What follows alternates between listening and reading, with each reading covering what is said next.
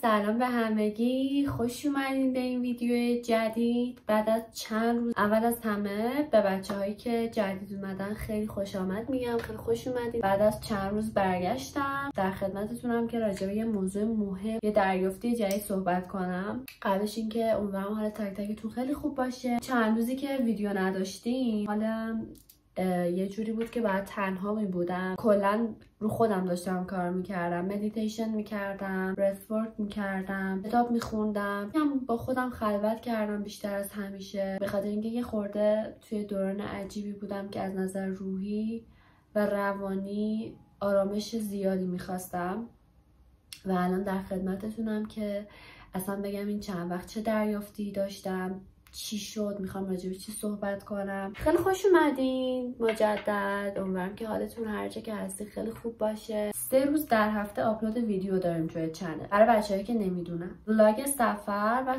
صحبت درباره تجربه و دریافتی‌هایی که تو زندگیم دارم، از اتفاقات کوچیک تا اتفاقات بزرگ، یه سری حرفا، یه سری چیزها که به قلبم میاد راجع به اون رو صحبت میکنم. و ولاگ سفرم که خب هدف اصلیه. من میخوام برم بیرون، یکم کارهای خونه دارم و برم کارهای خونه رو انجام بدم. گفتم بیام حین این که دارم آماده میشم بعد چند روز، امروزم جمعه است، یه ویدیویی بگیرم صحبت بکنم، با هم باشیم. وقتش شد که بیام شروع کنم به کار کردن. یه پرانتزی باز میکنم، میخوام راجع به این صحبت کنم که اول از همه تو ویدیو قبلی هم بهتون گفتم که اینستاگرام یه معضله بر من، یعنی اصلا بهش علاقه ندارم، صرفا به خاطر اینکه خب شغلم جوریه که بعد اونجا هم فعالیت داشته باشم هستم. اینستاگرام یه حالتی داره، انرژی رو خیلی میگیره، به خصوص اگر کنترل نداشته باشی روی خودت و ساعت‌ها وقت تو صرف اینستاگرام بکنی. من کلا نه چت میکنم تو اینستاگرام، نه مسیجامو چک میکنم. ایمیل گذاشتم، هر کسی پیام بده میره واسه ایمیل. اصلا تو اینستاگرام نمیخوام فعالیت بکنم،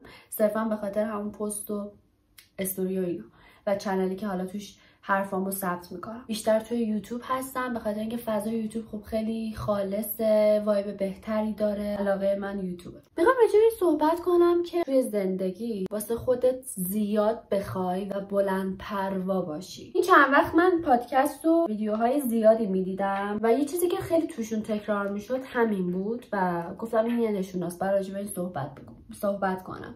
ما برای آرامش، برای امنیت، برای رها بودن دنبال رابطه میریم، کار پیدا میکنیم، میریم سر کار، پول در میاریم، دوست پیدا میکنیم، مثل ارتباطات برقرار میکنیم. از اینه که کل زندگی این نیست، موضوع زندگی این نیست. موضوع زندگی اینه که تو ببینی واقعا کی هستی و چی هستی و میخوای چیکار بکنی. درسته که ارتباطات و هر چیز دیگه که خودتون میدونید بخشی از زندگیه، ولی موضوع اصلی اینه که بعد ببینی اصلا تو کی هستی، چی میخوای، هدفت چیه، اصلا برای چه چیزی خوب هستی. اگر نمیدونی تو میخوای چیکار بکنی و چیکاره بشی، بعد ببینی که تو چه کارهایی رو نمیخوای انجام بدی و نمیخوای چیکاره بشی. نمیخوام خیلی عمیق صحبت کنم، میخوام خیلی شفاف صحبت کنم که براتون گنگ نباشه. ما برای پول داشتن، برای اینکه تو حسابمون یه پولی باشه، ممکنه هر کاری رو انتخاب بکنیم، سمت شغل‌ها و کارهایی بریم که اصلاً واقعاً حس یکی بودن باهاشون نداریم، حس اینکه از آن من باشه باهاشون نداریم. خب هر شغلی برای هر فردی، مثلا یه نفر به مکانیکی علاقه داره، عشقشه، مثلا اون علاقه هست. یه نفر میاد تو یوتیوب فعالیت میکنه، عاشق تولید محتوا و ادیت و کارهای آزاده که وقتش واسه خودش باشه. یه نفر هست دوست داره معلم بشه، به بقیه چیزی یاد بده، از بقیه چیزی یاد بگیره. باید ببینی که عمیقاً چی دوست داری و بعد از اون در وارد بشی و خب نتیجهش هم به دست میاری. اگر از رو عشق باشه، بیشتر از اون چیزی که حتی فکرشو میکنی به سمتت میاد و جذب میکنی. خب همه ما الان داریم دست و پا میزنیم، تلاش میکنیم که پول به دست بیاد، صلح باشه، آرامش باشه. پول رو واسه آرامش میکنیم. همون فشار وارد میشه، حالا از طرف خانواده، از طرف دوست، آشنا، پارتنر، هر کسی. ممکنه وارد یه سری از شغل‌ها بشیم، واقعا عمیقاً بخوایم بهش نگاه بکنیم هیچ علاقه‌ای به اون شغل نداریم. فقط صرفا تو ذهنمون اینه که من یه پولی باشه تو حسابم، اون استرابه بخوابه، ذهنم آروم باشه، دهن مردم بسته بشه، دوستم بهم افتخار بکنه، خانوادم بهم افتخار بکنه، حالا دیگه بقیه‌اش مهم نیست. به خاطر همین مثلا یکی از آشناها میاد یه شغلی به ما پیشنهاد میکنه، ما بدون اینکه اصلا بدونیم میخوایم این چیه، آیا من اصلا برای من خوبه، من بهش علاقه دارم، میریم تو شغل، فعالیت میکنیم و هر روزی که میگذره ما فرسوده و فرسوده تر میشیم. اون اوایل وقتی میریم تو اون شغل همش ته دلمون یکی بهمون میگه نه این شغل برای تو نیست، نرو تو این شغل، ولی ذهنمون میگه نه بهتر از هیچیه، ما هیچی تو من داریم میگیریم. اون اول همه چی به نظر میرسه که گل و بلبله، ولی یه دودلی هست، یه شکی هست، یه نمیدونمی هست. اگر به حست توجه کنی و اگر جدیش بگیری متوجه میشی که داره یه آلارمایی بهت رو صدا میزنه و بهت یه چیزایی رو میگه. من آماده شدم که با حواس کامل صحبت کنم. نمیدونم این ویدیو رو داره میبینی چند سالته، مهم نیست اصلا تو چه سنی، تو چه شرایطی هستی. میخوام اینو بگم که همه ما آدما به یک دلیلی، به خاطر یک چیزی اینجا هستیم. اصل نهفته درونی داریم که اگر هر کسی اونو پیدا کنه، زندگیش، شغلش، روند تکاملش خیلی قشنگتر جلو میره. دیگه عذابی در کار نیست. زندگی که خب کلا رنج داره، شکست داره، از دست دادن داره و اونا کاری نداریم فعلا. پول همیشه و همه جا هست. این دنیا دنیای فراوانی، نامحدوده و هر چی که بخوای بهت میده. فقط بستگی داره که تو چقدر خودتو لایق میدونی. شاید خیلی بگن که نه الان زندگی سخته، چی میگی؟ مگه من الان مثلا نقاشی خوشم میاد، نقاشی توش پول هست. بیا اول به پول فکر نکنیم، به نتیجه فکر نکنیم. متاسفانه خیلیا به ما تزریق کردن که مگه میشه به پول فکر نکنی، مگه میشه به نتیجه فکر نکنی. این از آدم هایی که شهامت نداشتن و ترسیدن همینجور به مراتب رفته و رفته و رفته و اینو دیگه الان همه دارنش و هیچکی دنبال علاقهش نیست و اصلا نمیدونه به چی علاقه داره، از بس که ادا در آورده. یه نفر واقعا کار اداری حالشو به هم میزده و انقدر سال هاست که تو این کاره، الان واقعا نمیدونه چی میخواد، انقدر نقابش چسبیده که واقعا دیگه راحت نیست براش. فکر میکنه اگه اون شغل نباشه هیچه و انقدر بهش عادت کرده که واقعا سخته براش فهمیدن این که واقعا من به چی علاقه داشتم، یادش دیگه نمیاد. اصلا دلیل اومدن همه ما همینه، ولی متاسفانه ما صبر نداریم.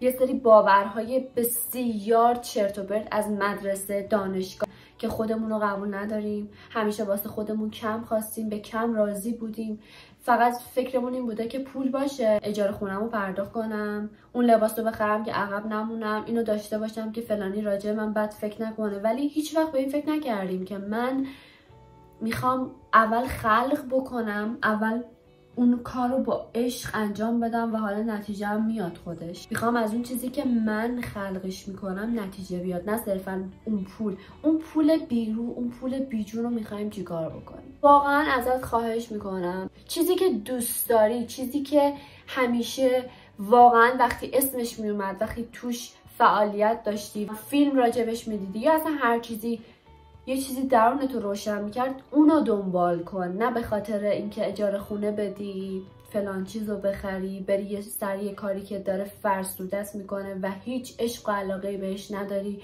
و حتی یک ساعتت هم تو اون شغل با حال خوب نمیگذره. انقدر تظاهر کردیم که واقعا یادم رفته من واقعا تو این کار حالم خوب نیست، تظاهر فقط. و انقدر بازیگرای خوبی شدیم که حتی تشخیص نمیدیم که من الان دارم تظاهر میکنم.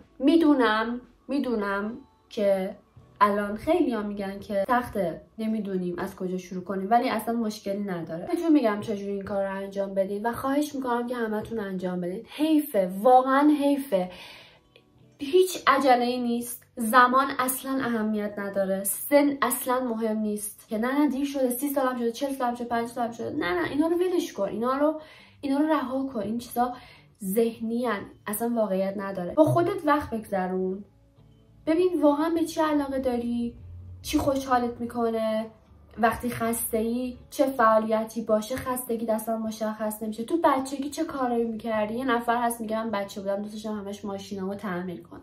یکی هست میگه دوست داشتم تن عروسکام لباس مثلا بدوزم، طراحی کنم، تو دفتر نقاشی میکشیدم لباسا رو. یه نفر هست میگه دوست داشتم از بچگی بخونم، همش میخوندم، با اینکه خیلی‌ها میگفتن صدات بده ولی من میخوندم و خواننده شده. خیلی هستن میگن دوست داشتم خودم آرایش کنم، دیگران آرایش کنم و الان آرایشگر شده.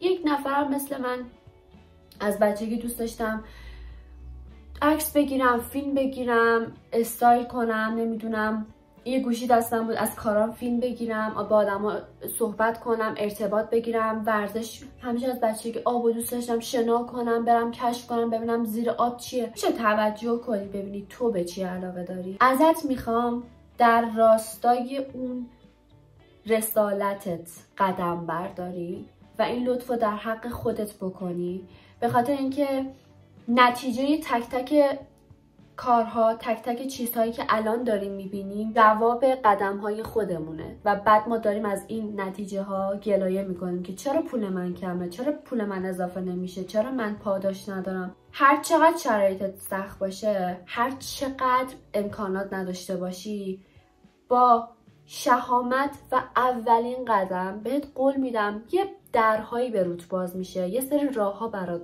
باز میشه که یه سری چیزها حتی بهت میرسه که حتی فکرشو نمیکردی، بیشتر از اون چیزی که تو فکرشو میکردی، چون داری در مسیر اصلت قدم برمیداری، داری بالاخره تو مسیر اصلی جلو میری، نه تو فرعی فقط به خاطر پول. به خاطر پول خیلی کارا میکنن آدما، به خاطر پول دروغ میگیم، زرنگ بازی میکنیم، با هم بدرفتاری میکنیم، ظلم میکنیم، پا روی ارزش و باورهامون میذاریم. پولی که پولی انرژیه، زمانی جاری میشه که از روی عشق باشه، مسیره از روی عشق باشه و اصلا به نتیجه فکر نکنی. انقدر واسه همین دارم بهت میگم انقدر باید تو علاقه داشته باشی و عاشق اون شغل، اون فعالیت باشی که اگر پول باشه و نباشه تو بازم اون کار انجام بدی. اگر اصلا نکته همینجاست، چرا ما به سختی پول در میاریم، چرا آدم با جون کندن پول به دست میارن؟ اینو باور دارن که فقط بتونم یه اجاره بدم، یه چیزی بخرم، از گشتگی نمیرم کافیه.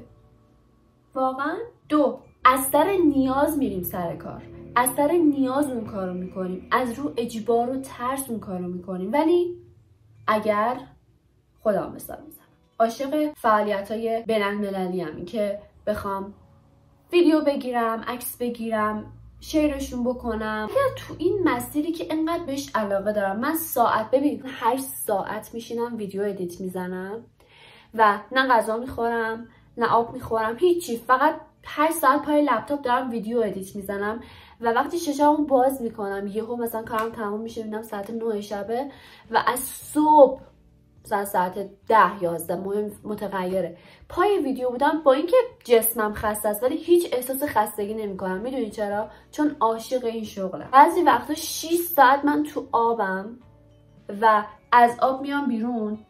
تمریناتم هر روز خیلی تمرینات سختیه چون من مقاومتی و سرعتی کار میکنم. به خدا بگم ذره مینالم که وای پام درد میکنه، وای دستم گرفته، وای گردنم گرفته، وای سینم درد میکنه و نفس حبس کردم. هیچی، چون علاقه دارم و نتیجهش برام میاد.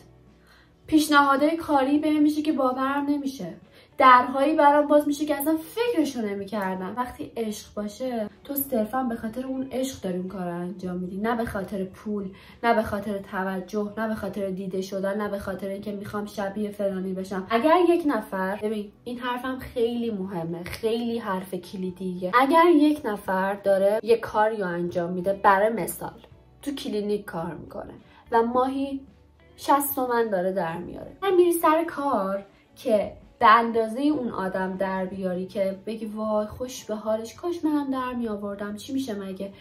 بهت قول میدم اگر تو مثل بقیه رفتار نکنی که از طرف خانواده تایید بشی، دوستا تاییدت بکنن، پارتنر تایید بکنه، دختر ازت خوششون بیاد، پسر ازت خوششون بیاد، فلان راجبم خوب فکر کنه، پذیرفته بشم، هیچ وقت ریجکت نشم، شکست نخورم. اگر مسیری که واقعا قلبت داره بهت میگه دنبال بکنی، اینو دیگه هممون میدونیم، میدونیم چه حسیه که یه کاری انجام میدیم حسمون بهمون میگه نه ولی انجامش میدیم، چون میگیم که نه ببین حس الکیه، پول نداری الان باید بری سر کار. اگر به حست گوش بدی و علاقه و عشقی که داری و دنبال بکنی بیشتر از اون آدم در میاری. اینو بهت قول میدم، جوری که خودت باورت نمیشه. توش کلک و نیاز و خواستن و ترجیح نیست. مهم نیست چه کاریه، فقط عشق باشه توش، فقط انجامش بده، اصلا مهم نیست. من چرا شنا میکنم؟ واقعا بهش علاقه دارم، چون عشق خاصی بهش دارم. من 4 روز حالم بد بود، جوری که واقعا نمیتونستم با هیچ کس ارتباط بگیرم، هیچ کاری نمیتونستم انجام بدم، فقط میرفتم تو آب و اینجوری بودم که چقدر جالب، انقدر حالم بد بود چطور الان حوصله آبو دارم، استخر رو دارم، شیرجه زدن رو دارم، تمرینات سخت رو دارم. 5-6 ساعت من تو آب بودم. برام لذت بخش بود که اصلا انگار نبودم، انگار زمان برام حساب نشد. باور اینو داشته باش که من لایق بیشتر از 50-60 تومنم. من لایق رسیدن به آرزوهامم. ببین ما هممون توی این شرایط و توی این فرمی که هستیم کلا یک بار زندگی میکنیم. من به عنوان هانا دیگه هانا نیستم تو زندگی بعدیم. شاید بشم علی، شاید بشم سعید، نمیدونم. همینی که الان همین انرژی تو بذار روی علاقه خودت. 5-6 سال دیگه برداشتش میکنی، 2 سال دیگه برداشتش میکنی. اگر عشق و علاقت دنبال کنی معجزه‌ای توش هست، پاداش‌هایی توش هست که تو زندگی حتی شاید خوابش هم نمیدیدی، تو ذهنت خطورم نمیکرد که واقعا این اتفاق بر من بیفته. چی میخواد؟ فقط شهامت، باور و ایمان به خودت. توجه کن الان همه آدما دارن شبیه هم رفتار میکنن. همه یا میرن سر یه کاری که از صبح تا شب باشه، فقط یه حقوق ثابت داشته باشه. همه یا کارمندن. جوونا رو ببین، من خودم سنی ندارم، 20 سالمه. خب نمیخوام بگم که من خیلی آدم با تجربه ام، نه، ولی جوونای الان مثلا دارم میبینم همسن سالای خودمو، میگه که من عاشق آرایشگریم ولی رفته تو بانک کار میکنه، صرفا به خاطر اینکه پول ثابت داره که ذهنش آروم باشه. نمیخوایم به خودمون سختی بدیم. تو همون سختی هست که تو رشد میکنی، پر از درس برات، کلی چیز یاد میگیری. پس زندگی یعنی چی؟ خب اینکه یه پولی بیاد برای من حالت راکت زندگی کنم، اون که خیلی راحته. انقدر تو خوابیم که یادمون رفته به خاطر چی اینجاییم. اون اصل نهفته درونمون چیه که به خاطرش اینجاییم؟ چرا دنبالش نمی کنیم؟ چرا شهامت به خرج نمیدیم؟ چرا ترسه رو دنبال میکنیم؟ یهو وسط صحبت دوربینم خاموش شد، خاطر همین نوریو تقریبا. بذار قضاوت بشی، بذار آدما پشت سرت حرف بزنن. درس نخوند، دانشگاه تجدید شد، مردود شد، مشروط شد، مدرسه مردود شد، درس نخونده بود، نمراتش افتضاح بود، آخرش هم نتونست از پس درسش بر بیاد، رفت سراغ یه کاری. بذار بگم خودم توی مدرسه اصلا درس نمیخوندم، نمرات بسیار پایین و اصلا خوبی نداشتم، از درس خوندن متنفر بودم، هیچ علاقه بهش نداشتم، بسیار بازیگوش بودم، کل تایم دوست داشتم این کارا رو انجام بدم. دانشگاه شرکت نکردم. راهی رو برو که هیچ کس نرفته، راههایی رو برو که قلبت داره بهت میگه. به این فکر نکن که بقیه راجع من چی فکر میکنن. بذار هر کسی هر جوری که دوست داره راجع به تو فکر کنه. آدم مختارن هر جوری که دوست دارن فکر بکنن و هر جوری که دوست دارن و مختارن حرف بزنن، و تو مختاری که واسه خودت خط قرمزهایی تعیین بکنی، خط قرمزهایی مشخص بکنی و این زندگی و داستان توه و دیگه هیچ وقت تکرار نمیشه. اگر بابت این نگرانی که خب نه، اگر من الان شغلی که الان دوست ندارم و رها کنم برم پی عشق و علاقه و اون چیزی که واقعا میخوامش، یه مدت بعد بیکاری بکشم. ببین تو قدم بردار، شهامت داشته باش. تا الان نمیدونم چند سالته، خود من 20 سالمه، با 1000 جور شرایط مختلف سختی‌هایی کشیدم که هیچکی نمیدونه. به خاطر انتخاباتم، چون اهل ریسکم، دوست ندارم بشینم یه جا یه زندگی عادی داشته باشم خیالم راحت بشه. نه، من دوست دارم ریسک بکنم، دوست دارم تجربه بکنم، دوست دارم ببینم که اون ور خط چیه. چرا با این ور وایستم که هیچ اتفاقی نیفته؟ هر لحظه زندگیت این نقطه امنه توهمه. تو الان در لحظه ممکنه خدای نکرده ممکنه یه اتفاقی بیفته، مثلا زلزله بیاد، دیگه نمیدونی بعدش چی میشه. نه بذار این شغله باشه، بعد حالا کم کم سراغ اونم میرم. نه، به قول حسین تا زمانی که ظرفت پره، ظرفیت نداره، از سمت یونیورس هرچی بیاد بک میخوره، نمیمونه. اینو میخواستم بگم. تا الان 20 سالمه این قلبه تپیده بی اراده خودم بدون که کاری بکنم. از اینجا به بعدشم اگر قرار باشه اتفاق میفته و نگه هم داشته، تا الان بقیه‌شم نگه میداره. چون برای تو چرا میترسی عزیز دلم؟ چرا از قضاوت‌ها، از صداها، از کلمات دیگران میترسی؟ این خوبه که داری قضاوت میشی، این خوبه که داری حرف میشنوی، این خوبه که داری حرفای عجیب غریب میشنوی. مطمئن باش هر جا انتقادی شنیدی، حرفای عجیب غریب شنیدی، واکنش عجیب غریب شنیدی، اونجا درست‌ترین نقطه‌ای که باید باشی. از خودم بگم، تو فامیلمون خیلی از آشناها اصلا نمیتونن با من ارتباط بگیرن. چون من مسیر زندگی خودم رو دارم، انتخابات خودم رو دارم و برام مهم نیستش که اگر این کارو میکنم فلانی راجع من این فکر رو میکنه. بذار فکر بکنم، چه اهمیتی داره؟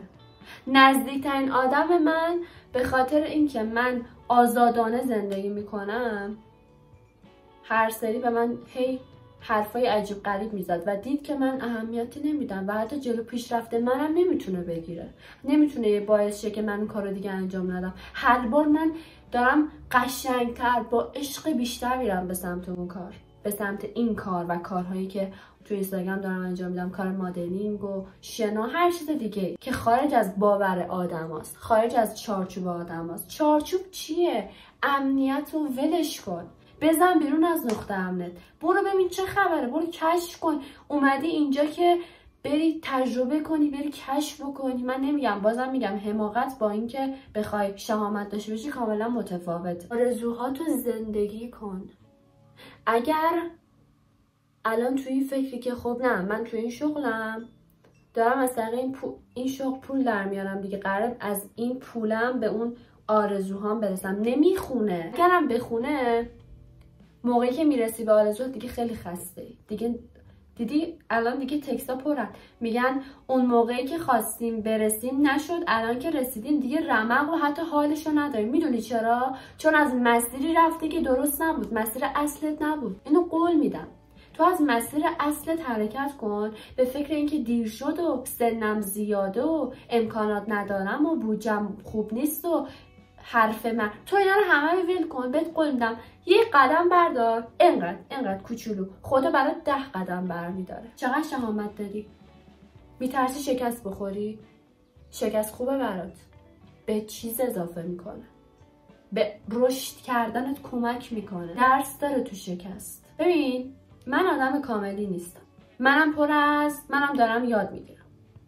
خب فکر نکنین من الان به جایی خاصی نه، من دارم تو مسیری که علاقه دارم حرکت میکنم. تا جایی که به من جواب داده دارم میگم. درهایی به روت باز میشه که اصلا باورت نمیشه، آدمهایی سر رات قرار میگیره که اصلا باورت نمیشه، چیزهایی تجربه میکنی که یک کوچولو برمیگردی عقب میگی اصلا فکرشو نمیکردم این تو مسیرم بیاد. حرف آدمهای دور تو بشنو ولی اونا رو زندگی نکن. به آدما احترام بذار، اوکی، ولی این داستان زندگی توه. تو باید الان اینو شروع کنی. میخوای مثل بقیه بشی، فرسوده بشی، حسرت دیگران رو بخوری، بیننده باشی که فلانی رفته فلانجا، خیلی کم پیدا میشه. الان خودم دارم میبینم دیگه، خیلی آدم‌های کمی پیدا میشن مسیری که واقعا عاشقش بودن و رفتن. چرا؟ و الان توی شرطیه که تو داری حسرتش رو میخوای، چون بیخیال بوده، براش مهم نبوده که پول باشه پول نباشه، رفته و الان ترکونده، چون مسیر اون بوده، چون عشق و علاقه‌شو دنبال کرده. و کسایی که صرفا به خاطر اینکه پول داشته باشن میرن سر کار، اونا رو میبینن میگن خوش به حالش. مگه تو نمیتونی؟ که میشناختم عاشق مکانیکی بود، دختر بود، انقدر دوست داشت. از اون پسری که داشت مکانیکی واقعا کار میکرد بهتر کارشو بلد بود.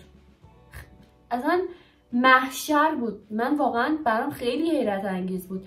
ولی به خاطر حرف مردم و حالا به خاطر چیزهایی که شنید ادامش نداد، رفت توی کار دیگه و لیبل میزد که من فلان کار رو دوست دارم، در صورتی که خودش میدونست دوست نداره. اون استعداد، اون مسیر نهفته زندگی تو هنوز هست، همیشه هست در وجودت. تو که میخوای شروع کنی. چیزی بهت بگم از تجربه شخصی خودم. خیلی کوچولو بودم به من میگفتن که فلان جا نرو، فلان کارو نکن. من همیشه دوست داشتم ببینم اون چیه که بقیه میگن نکن. مگه رفتی میدونی چیه؟ خب وقتی چیزی رو نمیدونی چطور میتونی یه تصوری ازش داشته باشی؟ و اون کارو انجام میدادم. به خودم همیشه میگم آفرین که کاریو کردی که تو میخواستی و خیلی‌ها با من مخالفت میکردن دور و برم، ولی من انجامش دادم با تمام چالشاش، با تمام تو رو وایستادن. دوست داشته باشن منو، چه نداشته باشن، چه منو اکسپت کنن چه ریجکت کنن، من اون کاریو میکنم که میخوام. و یه چیزی هم بهتون بگم، اگر سنت کمه، ریاضیت خوب نیست، درسات خوب نیست، هیچ اشکالی نداره. همه که نباید مهندس دکتر رو دیگه بشن. من رشته دبیرستانم گرافیک بود، دور و بریام میگفتن هر کی خنگه میره گرافیک. من نمونه دولتی آوردم با اینکه هیچ درسی نمیخونم، رفتم همینجوری با روشم آزمون دادم. اگه فکر میکنن فلانی درس نمیخونه خیلی خنگه، از همه زرنگ‌ترن، توانایی هایی دارن که هیچ کس نداره، شهامت هایی دارن که هیچ کس نداره. اصلا نمیخوام از خودم تعریف کنم و به هیچ عنوان. دارم تو زندگی میبینم فلانی که به من میگفت تو درس نمیخونی، تو به هیچ جا نمیرسی، الان خود زندگیشو دارم میبینم دیگه. اونم داره منو میبینه. شماها به کجا رسیدین؟ زندگی با ترس، با قدم بر نداشتن، با تو نقطه ام موندن، هیچ اتفاق زنده میمونی، هیچ پیشرفتی ندادی، هیچ همینجوری پیر و فرسوده در میشی. حرف خودتو، نظر و باور خودتو دنبال کن، نه نظر و باور اون فلانی که باورش اینه که نه ما باید بریم. اصلا برام خنده داره. یه نفر میگفتش که میخواد چیکارشی، گفتم من درس رو ادامه نمیدم، مدرک لیسانس و فوق دیپلم و فوق لیسانس و نمیدونم دکترا و دیپلم من همجوری گرفتم که خب دیگه مدرسه تموم شد، دیپلممو گرفتم. به من گفت میخوای چیکاره بشی؟ گفتم من میخوام یوتیوبر بشم و در کنارش کار مدل انجام بدم، شناگر بشم، میکاپ رو دنبال بکنم، علاقه هایی که دارم رو دنبال کنم. گفتش که نه، در کنارش باید یه لیسانس هم داشته باشی که فعلا راجبت بد حرف نزنه، راجبت خوب فکر کنه. گفتم چی؟ راجع من بعد فکر کنم، راجع من بعد حرف بزنم، اصلا بذار فکر کنم من خنگم. خودم که پیش خودم میدونم چه آدمیم، خودم که خودم رو قبول دارم. به خدا آدمایی که نزدیکترن به من میدونن که هر حرفی مثلا ناراحت نمیشم، واقعا از حرف هیچ کس ناراحت نمیشم. میدونی چرا؟ چون به اندازه کافی خودم رو قبول دارم، پیش خودم میدونم کی هستم و مشخص مسیر زندگی. پس ازت میخوام که شهامت داشته باش، لطفاً بشه یکم راجع به حرفایی که زدم فکر کن. نمیخواد بری حتما قدمی برداری کاری بکنی، نه، یکم فکر کن، بذار اینا رو جذب کنی، بذار یکم بشینه بهت، بذار یکمی درکشون کنی. هیچ مهمتر از اون رو قلب ما نیست. خب اگه قلبتو دنبال نکنی میشکنه، فرسوده میشه و داری به خودت خیانت میکنی، داری در حق خودت ظلم میکنی. هیچ وقت این کاریو نکن، به خاطر دیگران، به خاطر حرفا، به خاطر رفتارها، به خاطر طرد شدن. بذار طرد بشی، بذار اتفاقا خوبه، به خودت نزدیکتر میشی، هی میری به خودت، هی با تنها تر میشی. تحت هر شرایطی، چه آدما هستن کنار، چه نیستن، بزن رو شونت، خودتو بغل کن، بگو من کنارتم. تو خودتو داری، پس چرا به خودت میگی تنها؟ چرا به خودت میگی من هیچ کس رو ندارم؟ به قول حسین، خودتو داشته باشی همه چی داری، خودتو نداشته باشی هیچی نداری. حالا تو 1000 تا رفیق داشته باش، خودت که خودتو قبول نداشته باشی هیچی نداری. حالا 1000 نفر بیان بگن تو خوشگلی، تو جذابی، تو با استعدادی، تو فلانی. این چیزی بود که دوست داشتم بگم راجع به تجربه شخصی خودم، زندگی که خب تا الان برای خودم رقم زدم، انتخابی که داشتم. خیلی راضیم و حتی اگر برگردم عقبم ذره پشیمونی ندارم و همچنان هم ریسک میکنم و این مسیری که عاشقشم و دنبال میکنم. تو هم لطفا به این حرفا فکر کن. از ته قلبم بود این حرفا، خیلی خودش پشت سر هم حتی چیده شد. من هیچ حرفی از قبل آماده نکردم و آرزو میکنم برات که هر جا که هستی حالت خوب باشه و اینو یادت باشه که به اندازه کافی کامل، زیبا و بی‌نقص هستی. مرسی که حمایتم میکنین، خیلی برام با ارزشه و خیلی به من کمک میکنه. کاری نداره که بخوای یه لایک بکنی و سابسکرایب بکنی، اون دکمه ها رو بزنی. دوستتون دارم. تا ویدیوی بعدی به خدا میسپارمتون.